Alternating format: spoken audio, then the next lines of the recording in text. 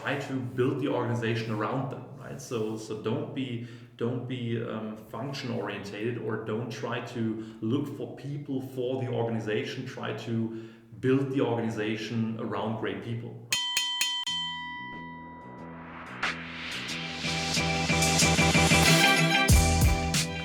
Hi, and welcome to this new episode of the Nerd Entrepreneurs Podcast. Finding good people is not easy.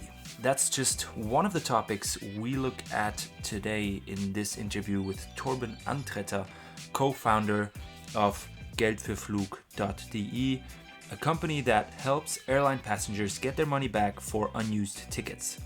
The company recently finished another round of financing, adding 25 million euros to their bank, but not everything has always been as good as it seemed. So in this episode, you'll learn many things. Among other things, how Torben managed to finish his PhD and grow his venture into what it is today, how a startup can fight in the big leagues against RyanAir, for example, how the team turned a threat into an opportunity, and I really like that description of the situation and how he shared what they did to go out of it stronger than before. Also, you learn how lower margins forced the startup to automate their business and be stronger than ever, and many more interesting things. I'm super excited to bring this episode to you. Enjoy.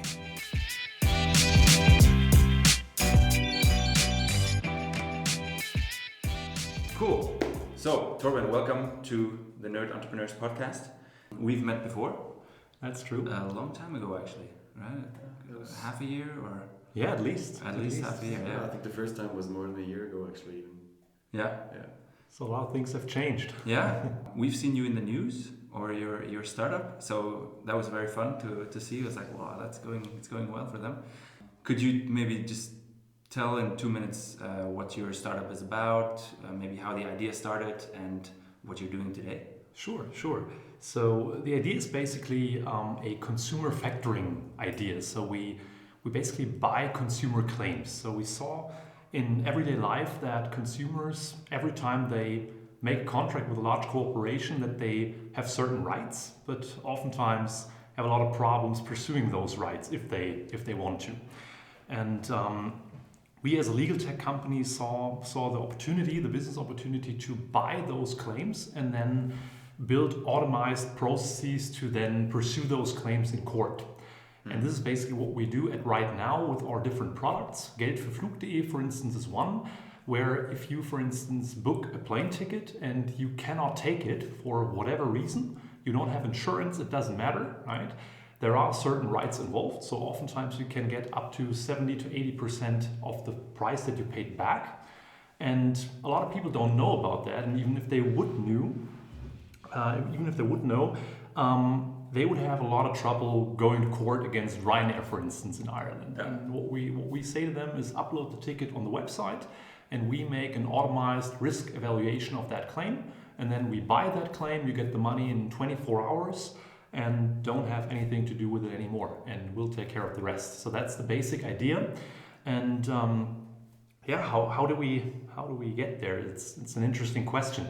So one of my partners and I, we had another business before. We sold wine, interestingly enough. What kind of wine? It was a technology that enabled us to open bottles of wine and refill it into different containers, so smaller ones.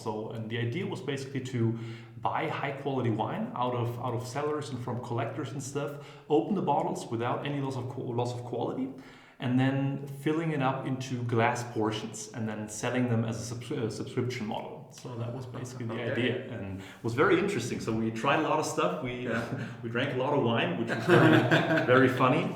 And but in the end, we were relying on a patent that was sitting in France. So we didn't own the technology, so we had to license it. And this was making it very hard to make a business out of it. So margins were very thin, and at a certain point we had the business running, and then we calculated how much of this stuff do we actually need to sell in order to have fun with it, right? In order to really grow a business. And at a certain point in time, we then decided to maybe pursue other things. And out of this experience, we basically evaluated or developed a catalog of things that our next business model should have with it, right? And one of these things was definitely that it should be a digital product, right? So something that is really scalable. And the other thing was that we were looking for more attractive margins, right? So we were looking for a product that could really kind of achieve an interesting also financial business model on that side. And then we started thinking, and we spoke a lot about fintech, and because I'm coming kind of from the financial industry, and saw that there was a lot of things going on. And then one of our good friends came in, he's a lawyer, and we actually started talking about legal tech and the opportunities in this up and coming area.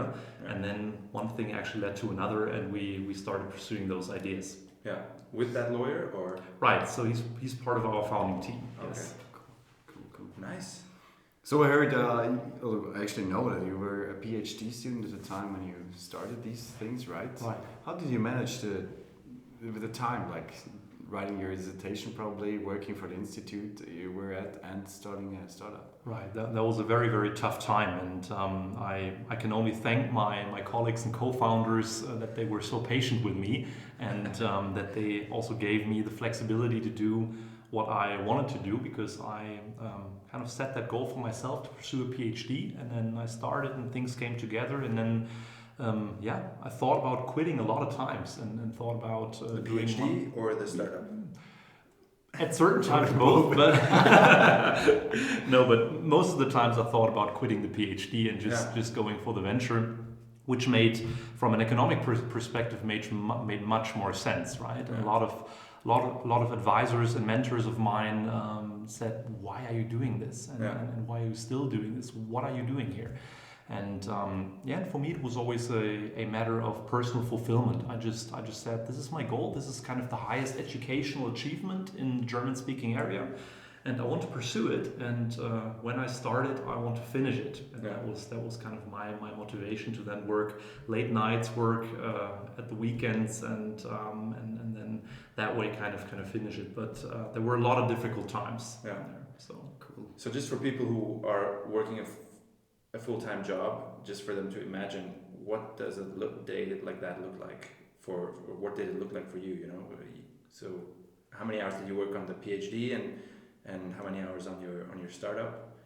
And it's very hard to count, because there were different phases. So in the beginning it was really that I did my day job and then stopped at like 5 p.m. and then I met with my colleague, and then we pursued our business idea until sometimes late at night. So that was kind of the beginning phase, but then kind of some business angels got involved and the market traction got higher, and then there were more things to do actually. So it kind of shifted into a motion where I did kind of both things at the same time, and that was the point where things got very, very messy, right? Where also people got disappointed, and projects that I was involved in got kind of executed very badly, and this also led to a lot of emotional stress, right? People were unsatisfied with my work, also at the university, but also sometimes at the startup, and this was something that was not easy emotionally. And then it kind of got more into the other direction, where I started pursuing really the business more as a full-time job, and then tried to find outlets where I could really kind of find quality time to research and to do my writing and stuff. And there were, for instance, times which I don't do. I don't do it like that anymore. But there were times where I really started waking up at 4:30 in the morning, and really tried to develop a habit of going to bed early and then waking up early to really have 2-3 hours in the morning to then do some quality writing and then start the day fresh. But I don't say that I would recommend that to everybody, but it was a very productive time for me.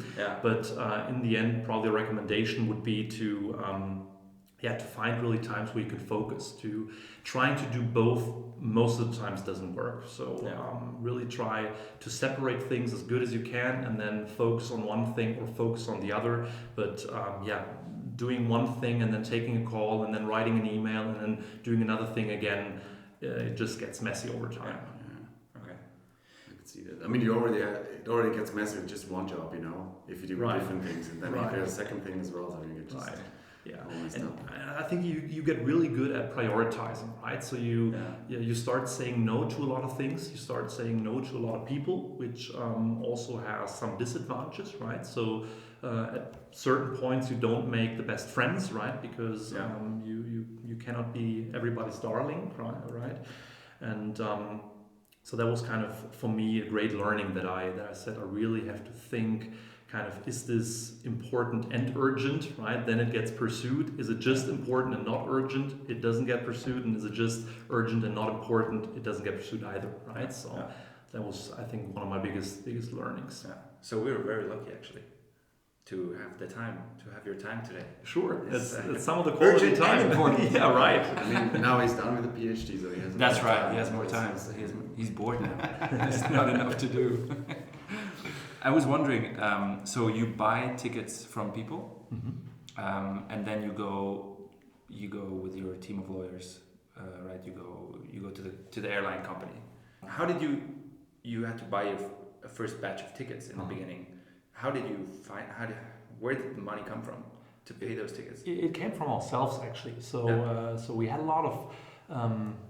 A very long proof of concept phase actually, where we bought those tickets from our own money and then we pursued them in court, which takes in the German speaking area a lot of time, right? So really filing a claim end to end can take between 6 to 12 months. So we had to wait a lot of times and trial and error a lot of things before we could really say this model works, right? Yeah. So but we financed it from our own money. Yeah.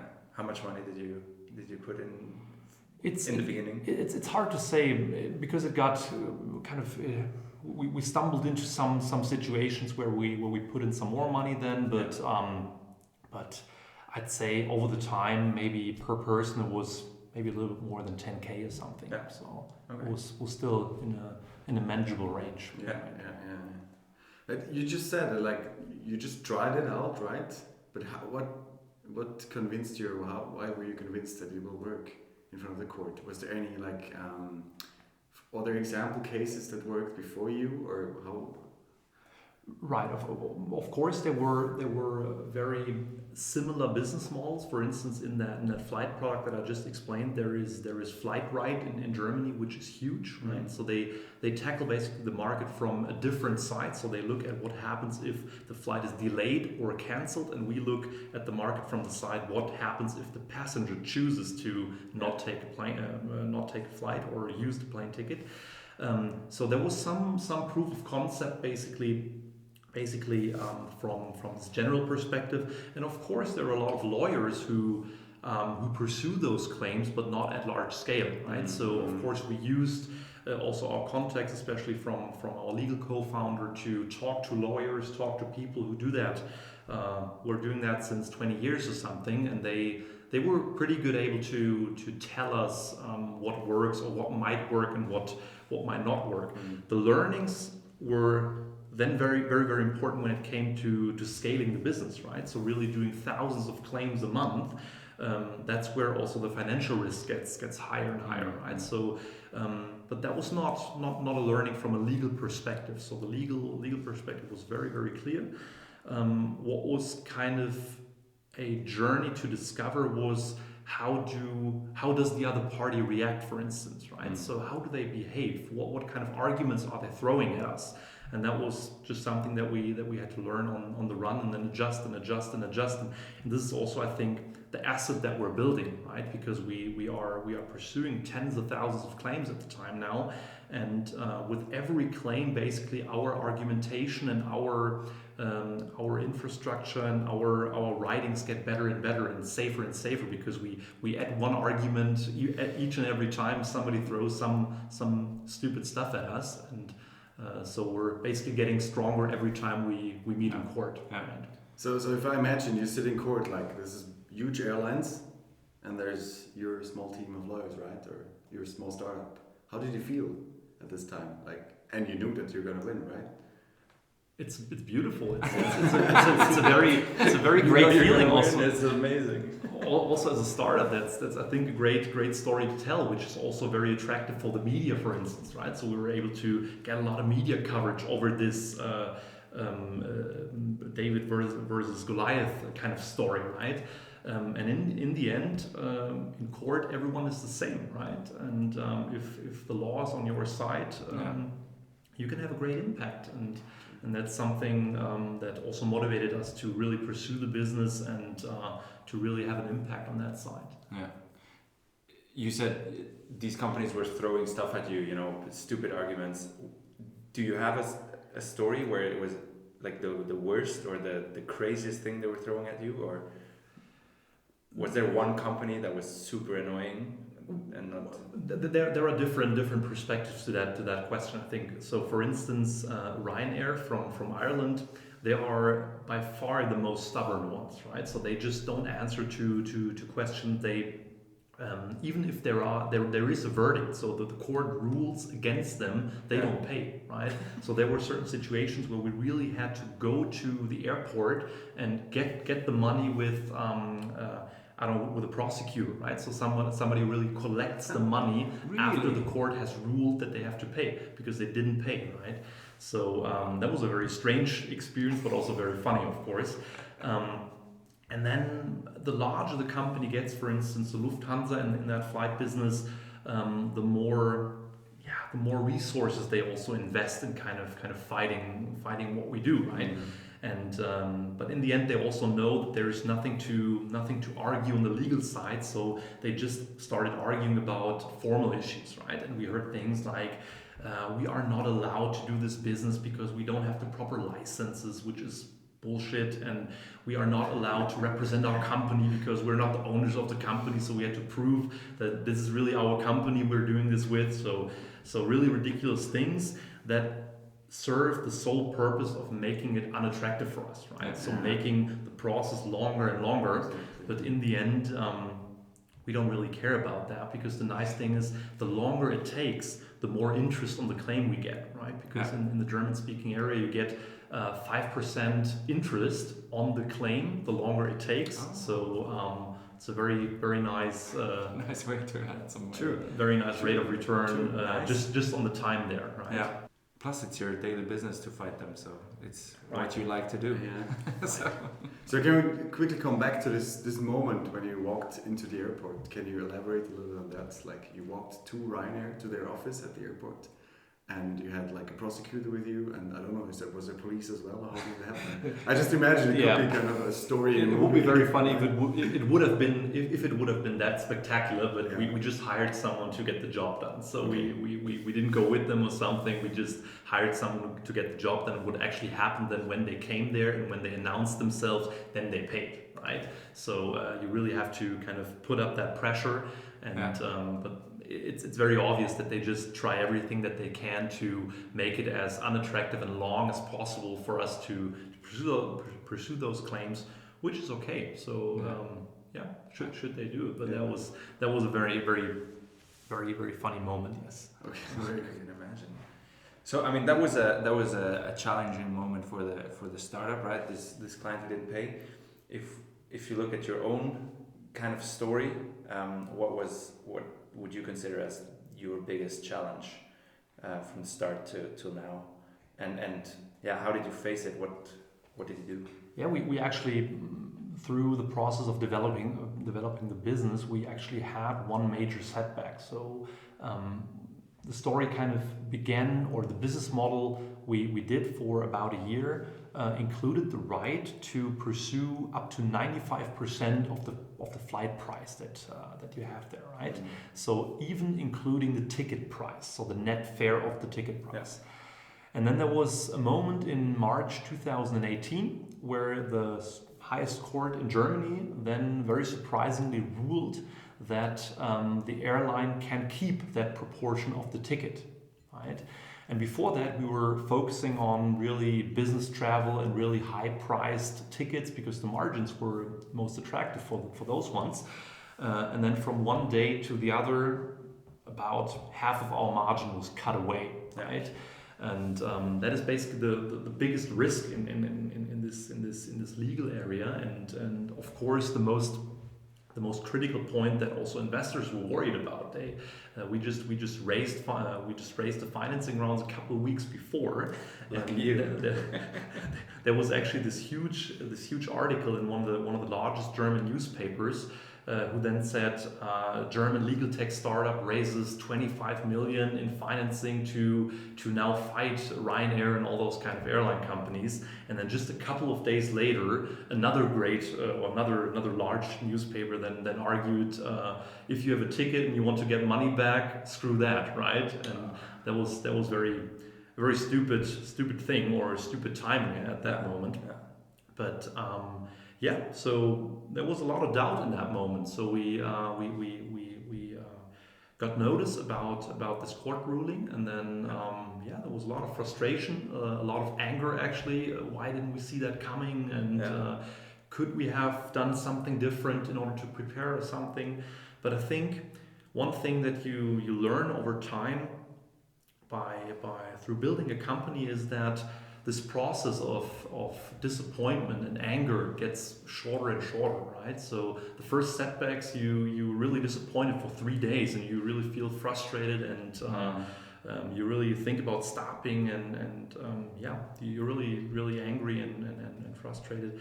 And then maybe the next time it's just 3 hours or something, and then maybe it's 3 minutes, and then you continue, right? Yeah. So you really learn how to cope with failure in a way, and with frustration and with setbacks. Yeah. And we're very happy to at that time to be at that stage where we could really quickly refocus, and then quickly kind of turn the business around in a way that we could profit from that, right? Yeah. So what we did in that situation was we were angry for 3 minutes, right? And then we had a conference call with our founding team and with some of our managers, and we discussed the situation. And then first was we had to take notice for the investors, so we had to notify them and explain the situation. Yeah. And that was something really great happened. Then our investors kind of came onto the conference call, and it was already later at the evening. And then we started brainstorming kind of how do we get past that, right? And we really had a night shift where we then developed a kind of new, also media-wise, new positioning, right? Which we could then really shortly communicate also, and kind of ride on that wave, because this ruling, of course, had a huge media attention. It was in every newspaper, it was on television, etc. So there was a huge attention for that topic, and we had to face the decision, or make the decision, should we now try to get under the radar and get up again if kind of this topic is softened out a little bit, or should we ride that wave now and kind of take that attention and use it, right? And after some discussions, we decided to use it, and also made then 2 days later another article in one of the largest. It was Focus, one of the largest German newspapers, which then said we help now passengers who know about that and kind of have that situation, and we're there for you, and kind of try to communicate the picture that we never stumbled, right? And we're just a service that helps passengers in that situation, and feel free to join us, and feel free to come to us if you have that kind of situation. So that was kind of how we dealt with that setback. Did that wave help you? Did you see of course, a lot of signups or tickets being brought? Yes, there was a lot of attention, a lot of also inbound corporation partners that approached us, said, hey, that's very cool, I heard about that. Who called us. Also the traction on our webpage got much larger, and so we really benefited from that. And also from a business model or a technical perspective, we benefited, because we were due to that change in scope from high price ticket business class travel to then low cost carriers, RyanAir, EasyJet, so really low priced fares. We were forced to automate our processes much more, right? Because from one day to the other, we had to do like 3 or 5 times the number of claims in order to do the same amount of revenue, right? So that really forced us to rethink our processes, and now we stand there much stronger with very much more automated processes and much more scalable than we were before. Yeah, I suppose you can't tell anything about those processes. That's, or is that, how do you do that now? Do you scan the tickets? Do you have some kind of AI behind it? And I mean, how does that process look like? Sure, I can tell you something about that. AI is a funny word. It's I think often used and there's so it's a software that actually handles the process as a workflow basically. So you upload a ticket on the website, and the first task is basically to extract information from your ticket, right? So if you book a ticket with EasyJet, for instance, you get a booking receipt which has all the necessary information that we need in order to process the claim, right?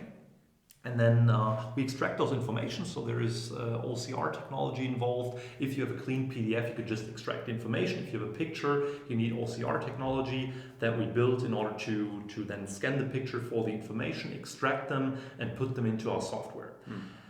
What happens next is that a communication workflow started, so you get then automatically notified with the amount of money that we would like to offer you to buy the claim. So in the background there runs kind of an algorithm that factors in different elements, different factors of our experience with regard to the risk of your claim. So for instance, if we know from past experience that we will need 12 months in order to get the money back, we will of course factor that into the offer that we made to the customer, because we also have to cover our cost of capital, for instance. If we know we are going against an airline where we have a collaboration more or less, where we do kind of a deal and we get the money in a couple of weeks, we'll pass that on to the consumer, right? So this is all kind of done in this kind of algorithm more or less.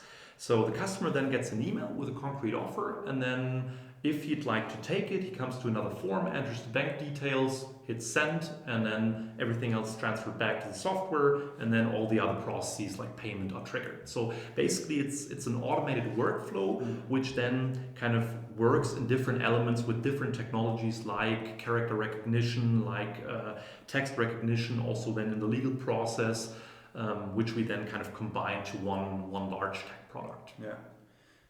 I just thought right now, I thought, okay, so your interest, isn't there a little bit of a conflict between what you want and the user wants?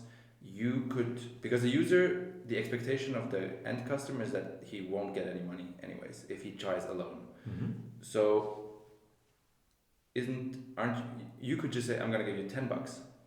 That's more than $0. And you know you can make 200, I don't know, $90 out of it. How do you handle this internally? What kind of offers do you say, hey, we give everything, or we have this fixed margin that we, how do you? That's a super interesting question. Something that we cope with every day. So that's one of the main underlying question of our business, right? So that we try to understand the price sensitivity of consumers in a factoring business model, right? Because there are a lot of different aspects to the question that you just mentioned. I make an example. If you had the flight 2.5 years backwards, right? Because the claim is worth 3 years, right? So you can claim the money for 3 years. And if you had that claim or that flight 2.5 years in the past, you probably say, I'm satisfied with $10 or something, right? On the other hand, if you just booked the flight yesterday and you, for instance, you saw, damn, I just misbooked it, I picked the wrong date or something, and you just transferred the money to the airline company yesterday, it's much more present for you, right? And you know I paid $200 or something for that plane ticket, so you expect much more in return.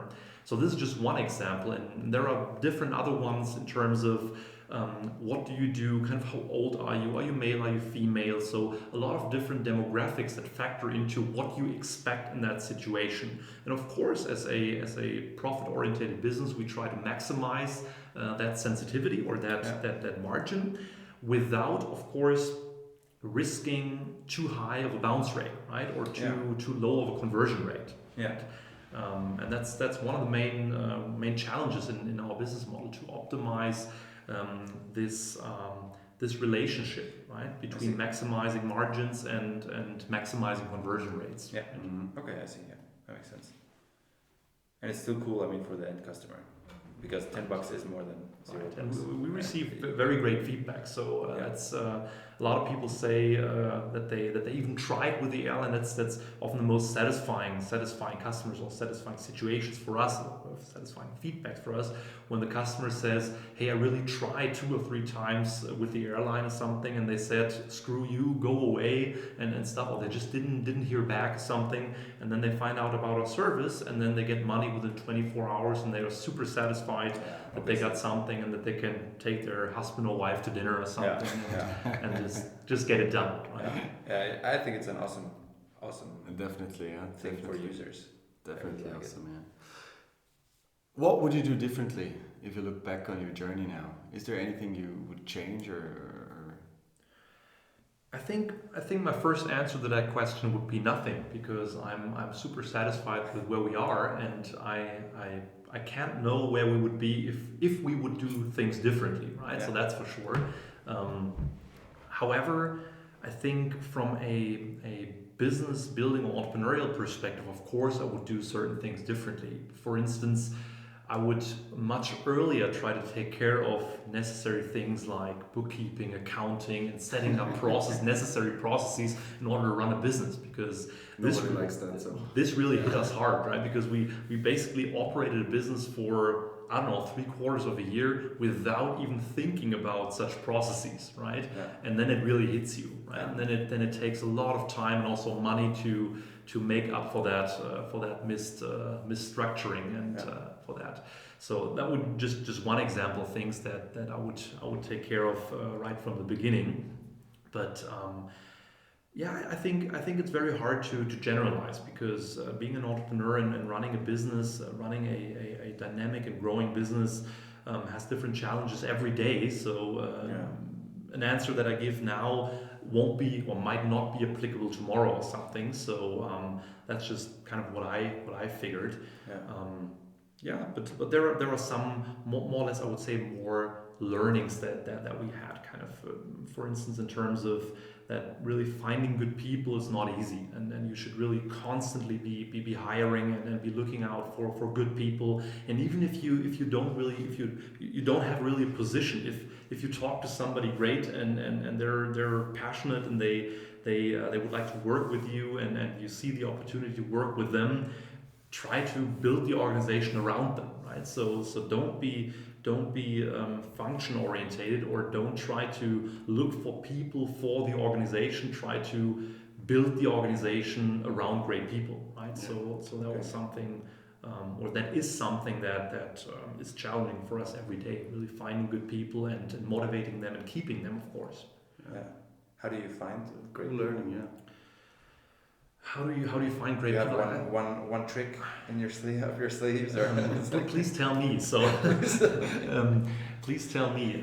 I think that there are different things that might work. So I think the best thing is referral. So if you are lucky and really maybe over your network you're able to hire somebody really great and you work with them and you build that organization with them, and then they, even if it just might be an intern or something, and then they leave you, if they had a great time, they'll refer the position, or they'll tell their friends about the company and stuff. So this is something that works out very, very good for us. So good thing for us that we really try to try that the people have a very great experience and they're very satisfied, and that they then go on and kind of tell other people about it. But for me, like classical recruiting channels such as, I don't know, LinkedIn or I don't know, Stepstone or whatever there is, did not really, it works in a certain way that you fill a pipeline, but the really good people we always found over kind of our network or the network of our friends, and really trying to go out and talk to people. So really viewing this kind of filling this position as trying to sell a product, right? Really go out, talk to your network. Hey, do you know someone? Do you know someone? Can you maybe share that on LinkedIn or something? So this is what has worked best for us in the past. Okay. Why are you hopeful for the future of your startup? Is there something that you think that's why it's going to go very well? Or That's a good question. I'm definitely positive. So positive in with regard to our business model, with regard to kind of the problem solution fit that we have with our business. We receive very great feedback from customers, from investors, because we have a very strong business model. We're profitable, so everything works great. So the metrics look good. So this is why I'm very positive. Also with regard to the further development. And I'm very much looking forward to now our vision to really create a consumer factoring group, right? So we really saw that this product works, and this works for plane tickets, and then we figured, hey, this also has to work for other products and has to work for other areas where people have kind of legal problems against large corporations, and that's kind of the way that we pursue right now, that we try to build different products and really set up a also technical infrastructure that allows us to do a plug and play approach and really quickly build new products and trial and error with different things, and then really kind of pursue this consumer factoring group idea across different areas. So that's kind of our main goal and our great vision behind that, and that's, I think, what also will be very attractive then for different scenarios where we might be able to exit the company at a certain point in time. What kind of areas are you looking at more concretely? As you said, trains. Right. So if the train is delayed, right?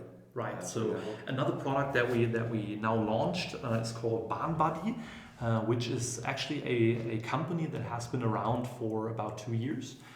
So we actually bought that startup. So we made a small acquisition, which was a very interesting experience for us as a growing startup to actually be on the other side of the table for once, and really doing the due diligence to then purchase another company or invest more or less in another company. And what this service does is basically, now that we transferred it into a factoring business model, is when you have a train ticket this time and the train is delayed for more than 1 hour, you have the right to get back up to 50% of the price that you paid. Okay. And as many people might know, that especially in Germany, in Switzerland is not that big of a problem because they are very punctual, right? But 1 hour is tough. 1 hour is tough, but in Germany it's crazy, right? So there is so much going on in terms of cancellations and delays. So a huge market for that product, and what we basically say is we want to make it as easy as possible for the customer to again claim that refund, because you can also do it by yourself against the Deutsche Bahn, the company, but you then have to fill out a 3-page form. You have to send it via mail there, so there is no electronic way to do it, and you have to get kind of verification of the delay. So you really need to look for somebody from the train company or go to the counter and have them kind of put a stamp on it. This train was really delayed, which is really ridiculous, because you can easily do that over databases and with a technical manner, and that's what we try to offer here. So we also say upload the train ticket, we'll verify your claim, and then we'll pay you the money via PayPal within a couple of minutes, right? So you don't have to hustle. Yeah, super cool. I would have used that because I actually made the experience with Deutsche Bahn. And again, it's the same thing. This is also for us very interesting to communicate that all these claims, they work backwards, right? So this train claim, the flight claim 3 years, this one 12 months. So 1 year in the past, you can also claim money today. So if you had 10 train delays in the last year or something, you can still get the money today. Yeah, super cool. Yeah. That's so cool. Anything else than the trains? Right, so there is actually a third product that we now launch, or will launch now in December most probably, which is about auto damage or car damage refunds. So I make an example. If we have an accident and I ditch your car from behind, you have a claim against my insurance, right? And you have two options now as a consumer. You can either go to the shop and have the car repaired, and they'll take care of the rest with the insurance, and you don't have to worry about anything. That's the easy one. However, there are a lot of people, especially younger ones, whose cars are maybe a little bit older, and they say, hey, I would very much more like to get the money and have it repaired at the shop of my friend or something. I know someone who'll do it for half price or something, and for the rest I'll just go on holiday or something, right? And this is what's called in German, it's called fiktive Abrechnung. So you just try to get cash instead of the car repaired. And this is something where the insurance companies go ahead and they cut the claim, right? So they say, for instance, the evaluation of the damage says you need a new light bulb, for instance, but we say that you don't need the one from BMW, for instance, right? Just to make a plastic example. You can also insert a much more cheaper one. And on average, they cut those reports by an average of 30%. So if you're allowed to get $1,000 back, right, you'll most probably get only 700 from the insurance company. Yeah. And what we then say is, have the insurance company pay you, doesn't matter, right? Upload then the documentation from the insurance company, what they paid you, and we'll pay you, I don't know, at least $100 on top, right? Mm-hmm. Because we then fight this 30% of cutting with the claim, right? Yeah. So that's kind of the third product that we launched right now. Also there, I think, especially in the German-speaking area, there is a huge market for that. So on average, I think every couple seconds there happens a car accident on German streets. So I think there is a huge market for that product, and we're very excited for the launch. So how is the time period here? Is it also 12 months or 3 years? Because I had this thing actually It happened, and I didn't repair my car because it's an old car, so it wasn't necessary. I got about $1,000. Just like that. So I would have gotten 30% more actually. Right. So probably, yes. So most probably there were some cuts, and you can still, we would have to look at it in specific, but you most probably can also claim money back today. Yes. Cool. So this is awesome. You're getting money back. This day is amazing. I love it. That's a very cool experience. I think that also from a marketing perspective, right? Because we don't try to sell stuff to people. No, we try to give them money, right? And that's also a very nice experience from us in a customer acquisition, from a customer acquisition perspective. So yeah, very true. It's a cool product, really nice. Yeah, and it's not something everybody knows. You know, these details that you don't get these 30%. I mean, right? Who knows that? It's a lot about education, right? Yeah. So we try to really find out. That's where we educate the customers about their rights, and then of course tell them that there are certain ways to get it faster, right? Yeah. And that's kind of where we try to produce a lot of content from a legal perspective, from a consumer perspective, and then also kind of try to hint our offer that we have such products in the market. Yeah. Final question: what's the last book you read, and why would you recommend it? The last book that I read was Deep Work from Cal Newport. I read that. You read that as well. Yes. I thought it would be very, very fascinating, because it really had an interesting perspective on how we work today. Because it talks a lot about distraction, and we talked early in our conversation about when I did my PhD and had to juggle a lot of things at the same time. This really helped me. So these insights really helped me in kind of coping with that, trying to find focus time, trying to find areas, also mental space to really focus on something. And I think the hypothesis here is very, very valid that Cal Newport says that in the future, it won't be about education or factual things, what you know or something. It will be about how well are you able to focus, right? And how well are you able to execute? And this is also something that really nicely transfers into the startup world, right? So you really need to execute, and you really need to kind of prioritize and sort out the things that are important, and try to focus on those and then execute them. Helped me a lot, and especially fun fact that after that, a couple of months back, was actually not the last book that I read, but the most kind of fascinating one that I remember in the past couple of months, and it really got me to deleting most of my social media profiles. Because since then I'm not on Facebook anymore, I'm not on Instagram anymore. I just have LinkedIn, so for professional purposes, but all these other social media channels I quit because I kind of recognize for myself that it really distracts you from what you actually want to do. And I started realizing how much time I spent actually with this backwards look, with this nonsense, right? So there were so many information that are just obsolete, that are not necessary. And after that I really started focusing on the relationships that are important to me, starting calling friends and really trying to take an interest in their lives instead of giving them a like on Facebook or something. On the other hand, of course it has some disadvantages. There are probably hundreds of people that I kind of that I've gotten out of sight, kind of that I don't know nothing about anymore. But I don't miss it, because the relationships that I still have gotten much more intense, and also the work that we do with the startup has gotten, for me, much more focused and much more intense. Yeah. So the world without Facebook and Instagram is a good world. For me, it is. Yeah. All right. That's cool. Cool. Thank you so much for your time. Thank you for having me. Very, very busy, even though you do focused work, right?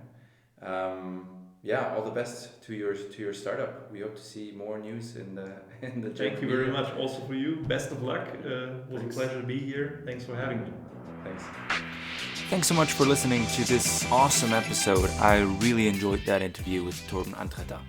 If you want to check out a nice tool that I've discovered recently, and if you're in a phase of your startup where marketing and growth is an important topic, you should definitely go check out growthmentor.io.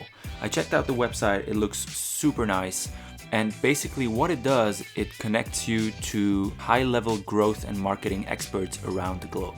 So I had a Skype chat with the founder of growthmentor.io, and he told me that he got the ex-head of growth at growthhackers.com to join as a mentor. And for just $50 per 30 minutes, I think, you can just talk to any expert around growth and marketing. What's also important to know is that we have no partnership with Growth Mentor. This is just something I discovered recently and that I really, really like and think you can get a lot of value from. So, looking forward to the next episode next week. Subscribe if you haven't, so you don't miss it, and see you then.